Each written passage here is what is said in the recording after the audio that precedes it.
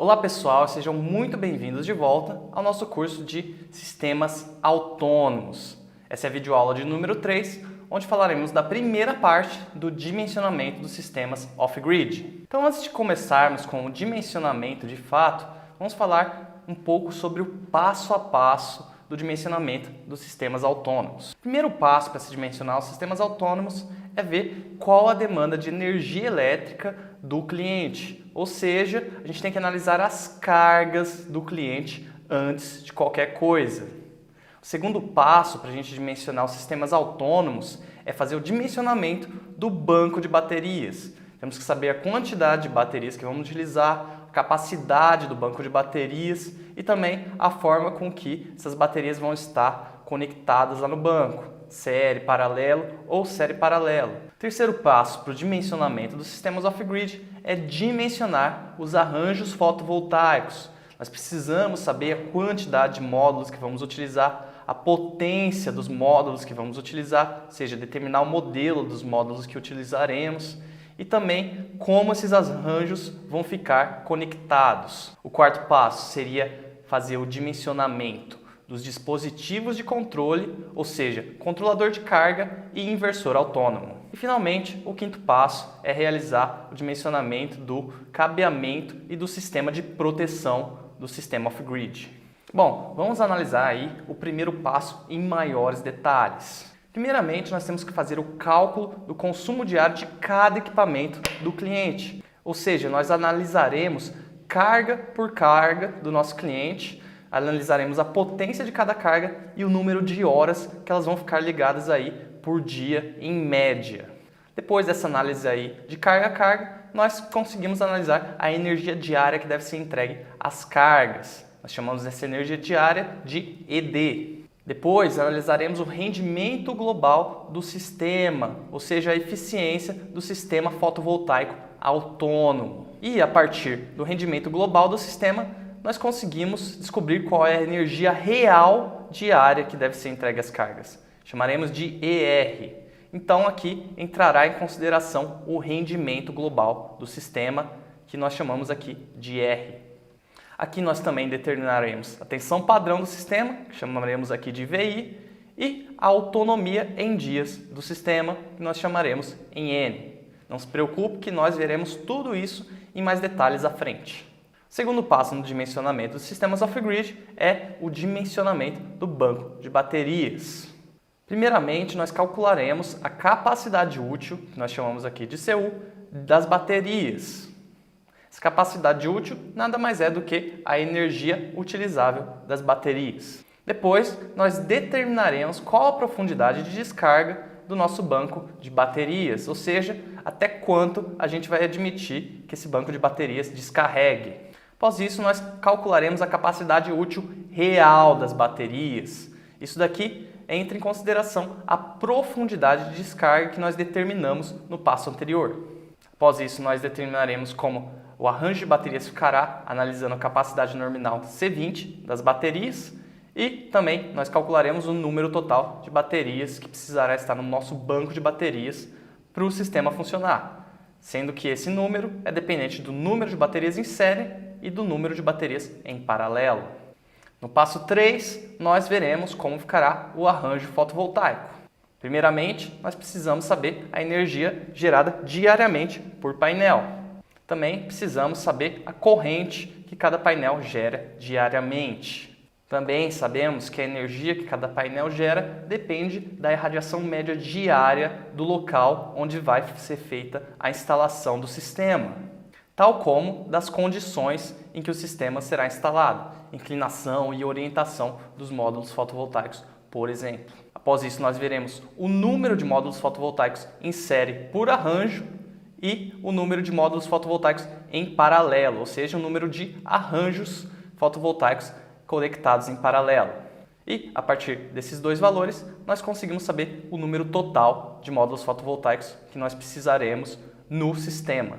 Após isso, precisamos ver os dispositivos de controle que utilizaremos. Para isso, nós precisamos analisar qual a corrente de entrada que entrará no controlador de carga e qual a corrente de saída que o controlador de carga deve entregar. Também devemos analisar as potências nominal e de surto do inversor para ver se ele consegue suprir todas as cargas do nosso sistema. E, finalmente, analisar o ponto de rendimento máximo do inversor. Finalmente, último passo, faremos aí o dimensionamento da bitola dos cabos, dimensionamento do DPS, que é o dispositivo contra surto de tensão, o dimensionamento do fusível e da caixa de fusível, que é o dispositivo aí contra surto de corrente, e finalmente o dimensionamento da seccionadora, que é a chave utilizada para ligar e desligar o sistema fotovoltaico. Porém, tudo isso aqui também será visto lá no curso de dimensionamento de sistemas conectados à rede, dimensionamento de sistemas on-grid. Então, nós deixaremos para ver o dimensionamento de cabeamento e de sistemas de proteção lá para a parte de sistemas on-grid, porque esse dimensionamento não muda de sistema off-grid para on-grid. Então, tudo que vermos lá pode ser também aplicado aqui no dimensionamento dos sistemas off-grid. Então, esse passo aqui não será contemplado aqui nas nossas videoaulas de sistemas off-grid. Bom, vamos finalmente aí para o dimensionamento de fato. Vamos começar os cálculos. Bom, primeiramente, vamos supor que eu fui lá no meu cliente, nós discutimos quais as cargas que ele quer alimentar, ou seja, quais equipamentos que ele quer que o sistema off-grid mantenha ligado e também qual o número de horas que ele quer que cada equipamento consiga ficar ligado aí por dia. Essas informações, pessoal, vocês só conseguem bater um papo aí com o cliente de vocês. Não tem uma forma mais fácil de você levantar essas informações. É no boca a boca ali com o cliente. Você precisa ver quais equipamentos essenciais que ele quer alimentar com o sistema de energia solar e por quantas horas cada equipamento tem que ficar ligado. Tendo essas informações em mão, nós conseguimos aí começar a dimensionar o sistema off-grid. Então, nesse caso aqui, nós temos essa tabela indicando quais as cargas que nós temos que alimentar, sendo que essa coluna aqui fala a quantidade dessas cargas, essa coluna aqui indica a potência de cada carga e essa coluna aqui indica o número de horas que cada carga tem que ficar ligada. Então, primeiramente, nós temos duas lâmpadas na sala de 9 watts cada uma que nosso cliente quer manter aí acesa por 4 horas a cada dia. A segunda carga que nosso cliente quer alimentar é uma lâmpada na cozinha de 9 watts que nosso cliente quer manter ligada 6 horas aí por dia. Terceira carga seria 3 lâmpadas nos quartos de 9 watts que nosso cliente quer manter aí ligada por 3 horas a cada dia. E finalmente, a última carga que nosso cliente quer alimentar é uma TV e uma antena parabólica de 120 watts. E esse cliente quer que essa carga fique ligada aí por 5 horas a cada dia. Então, somando-se todas as potências, nós temos uma potência total de 174 watts. Lembrem-se de multiplicar as potências aqui pelo número de cada carga. Portanto, nós temos aqui 18 watts de lâmpadas na sala e 27 watts de lâmpadas nos quartos. Então, fazendo essas multiplicações aqui e a soma de todas as cargas, das potências de todas as cargas, nós obtemos uma potência total máxima aí de 174 watts. Então, se o nosso cliente ligar tudo ao mesmo tempo, nós temos aí um consumo de 174 watts. Já para calcular a quantidade de energia que cada equipamento vai consumir por dia, nós temos que multiplicar a quantidade do equipamento pela potência de cada equipamento pelo número de horas que cada equipamento vai ficar ligado por dia. Então, as lâmpadas da sala aqui, nós temos que 2 vezes 9 é igual a 18 watts e 18 watts vezes 4 horas é igual a 72 watts-hora de energia por dia. Fazendo-se o mesmo processo para as demais cargas, nós vamos obter esses outros valores aqui. E, somando-se todos esses valores, nós temos que o consumo diário desse cliente é de 807 watts-hora. Então, precisamos fornecer 807 watts-hora por dia aí para o cliente conseguir alimentar todas as cargas. Mas antes de mais nada, nós definiremos o modelo de inversor que nós utilizaremos aqui nesse sistema, baseando-se na potência total aqui de todas as cargas. Tudo que a gente precisa para definir o modelo de inversor é esse valor aqui de 174 watts. Por que nós vamos fazer isso antes de mais nada? Porque o inversor possui um rendimento aí possui uma eficiência que varia muito de modelo para modelo. Então, a partir do modelo, nós saberemos qual a eficiência do inversor para a gente fazer uma correção aí da quantidade de energia que nós temos que entregar para as cargas. Porque quanto menor a eficiência do inversor, mais energia nós teremos que fornecer, porque vai ter mais perdas aí no sistema. Então, antes de mais nada, vamos definir o modelo de inversor que utilizaremos. Lembrem-se que eu falei na videoaula anterior que a potência do inversor tem que ser de 43 a 100% maior do que a potência nominal de todas as cargas somadas, para que não haja superaquecimento do inversor, desse modo não havendo diminuição da vida útil do nosso inversor autônomo. Portanto, nós temos que a potência mínima do inversor que nós utilizaremos é de 1,43 vezes a potência aí nominal somada de todas as cargas, que é 174 watts.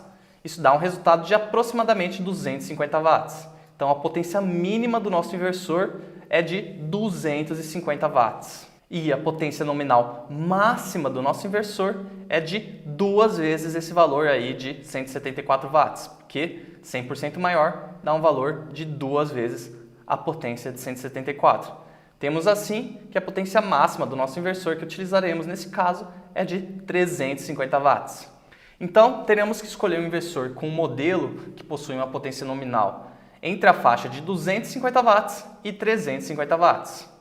Assim, a gente investiga lá no nosso fornecedor, na tabela do fornecedor, qual inversor melhor satisfaz essa condição aqui. Então, vamos supor que eu encontrei, por exemplo, esse modelo aqui, que consegue fornecer uma potência nominal aí de 300 watts. Nós temos também aqui o valor da potência de surto do inversor, que é de 600 watts. Lembra que nós discutimos na videoaula anterior o que é potência de surto e por que o inversor deve ser capaz de suprir aí um valor de potência de surto. Porém, nesse caso, nenhuma das nossas cargas aqui possui motor para dar partida, então, portanto, nenhuma dessas cargas aí vai ter um valor de potência de surto. Então, nesse caso, esse valor aqui de potência de surto que o inversor consegue suprir não é importante para a gente. O que é mais importante para a gente, agora que nós já decidimos que vamos utilizar esse modelo aqui de inversor, é observar qual a eficiência do nosso inversor. Esse inversor aqui, no caso, possui uma eficiência de 90%. Portanto, 10% de toda a energia que passar pelo nosso inversor vai ser perdida. Então, primeiramente, nós temos que corrigir esse valor de energia que nós temos que entregar aqui para as cargas diariamente em relação à perda que vai ter no inversor. Então, quando a gente considera aí a eficiência do inversor, que é de 90%, nós vamos ter um aumento da energia que nós temos que fornecer às cargas devido a essa perda que acontece no inversor. Para calcular isso, nós pegamos a energia total, que nós já calculamos aqui, que é de 807 watts-hora por dia, e dividimos pela eficiência do inversor, que é de 90%, ou seja, nós dividimos por 0,9. Então, para suprir esses 10% de perda do inversor, nós teremos que entregar cerca de 897 watts-hora por dia às nossas cargas. Agora que nós já corrigimos a quantidade de energia que deve ser entregada às cargas devido às perdas no inversor, vamos calcular o rendimento global do nosso sistema. O rendimento global do sistema é dado por essa equação aqui. Nessa equação, a variável Ka indica quais são as perdas por autodescarga nas baterias. O que é essa perda por autodescarga? Bom, se você deixar uma bateria lá parada, mesmo se ela não estiver ligada, ela vai ter um pouco de reação química que acontece dentro dela. Então, mesmo sem ligar as baterias, ela vai perder um pouquinho de energia a cada dia. Esse fator Ka aqui vai levar em consideração essa perda por autodescarga das baterias. O fator Kb considera as perdas nas baterias. A gente tem uma média aí da eficiência de baterias de 95% a 90%. Portanto, nós temos uma perda média de 5% a 10% no banco de baterias. O fator Kv considera demais perdas, que é um fator de segurança para a gente garantir que o nosso sistema não vai ficar subdimensionado, ou seja, que a gente não vai fornecer energia a menos do que nós deveríamos fornecer para as cargas. Utiliza-se aqui uma faixa de 5% a 15% de outras perdas. N indica o número de dias de autonomia. Nós falaremos melhor o que é esse número de dias de autonomia quando nós estivermos falando lá do dimensionamento das baterias. E esse PD é a profundidade de descarga ao fim dos dias de autonomia. Mais uma vez discutiremos esse valor aqui dessa variável em mais detalhes lá no dimensionamento do banco de baterias. Bom, se você preferir, você pode calcular o rendimento global do seu sistema utilizando essa equação simpática aqui e substituindo valores para cada um desses fatores. Porém, na prática, a faixa de valores que se utiliza aí para o rendimento global é de 87% a 91%. Se você adotar um valor aí genérico de 89%, esse valor vai ser aplicado para a maioria dos casos. Então, você pode usar o R como sendo 0,89 de 89% sem grandes problemas. Caso você queira ser um pouco mais reservado e garantir que o sistema não vai ficar subdimensionado de fato, você pode usar o valor mínimo dessa faixa, que é o 0,87 do 87%, ou caso você queira baratear o sistema e o subdimensionamento não é uma grande preocupação, porque os fatores já estão bem favoráveis, você pode usar aí um R de 0,91 de 91%. Porém, se você usar um valor de 0,89, vai se aplicar aí sem problemas a maioria dos casos, a maioria dos sistemas. Então, aqui no nosso dimensionamento, vamos utilizar um R de 0,89.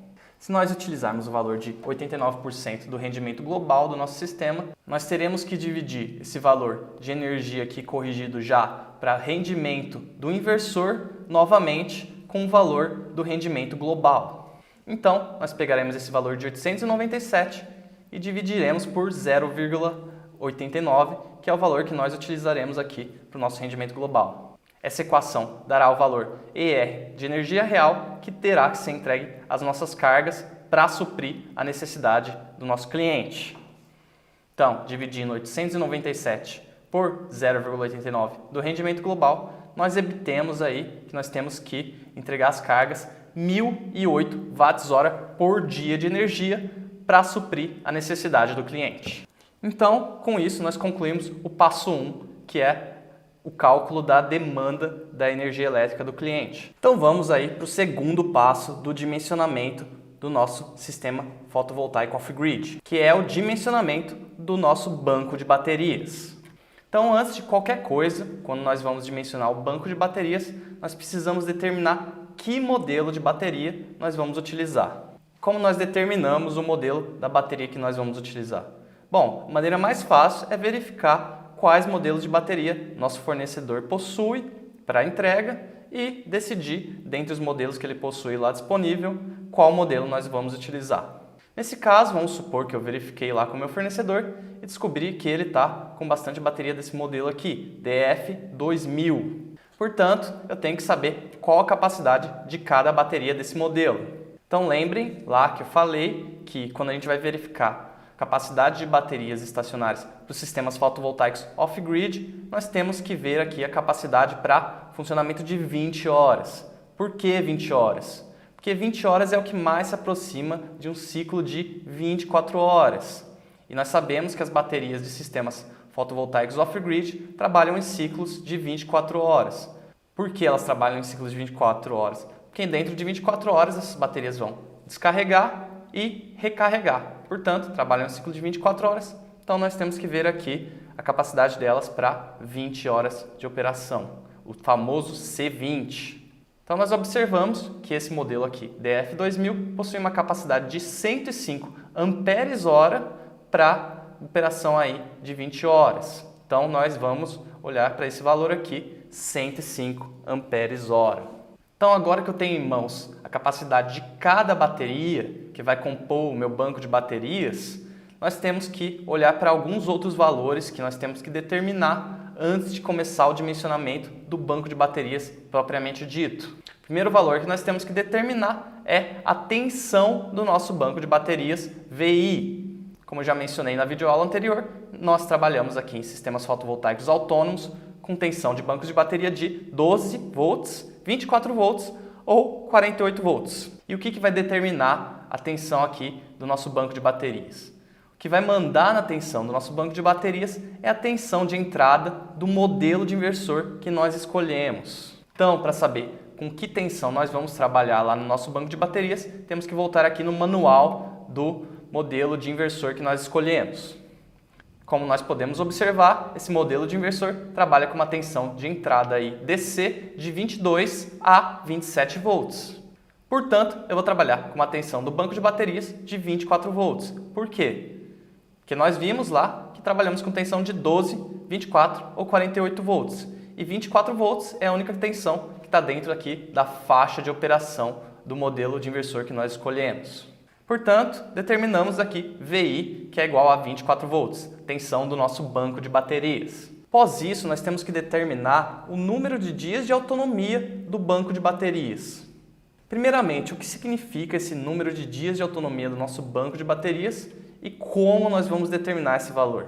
Número de dias de autonomia do nosso banco de baterias é o número de dias que nosso banco de baterias pode ficar sem receber nenhuma carga, de modo que ele continue fornecendo energia para as nossas cargas. Ou seja, é o número de dias que nosso banco de baterias vai ficar sem carregar nada, de modo que ele continue operando e consiga ainda fornecer energia para as cargas do nosso cliente. Então, se eu determinar lá com o meu cliente que ele quer 3 dias de autonomia, significa que se eu tiver 3 dias sem sol nenhum, o que não acontece na prática, nós sabemos, né? Mas se eu tiver 3 dias sem sol nenhum, meu banco de baterias ainda vai estar em operação e conseguindo alimentar as cargas do cliente.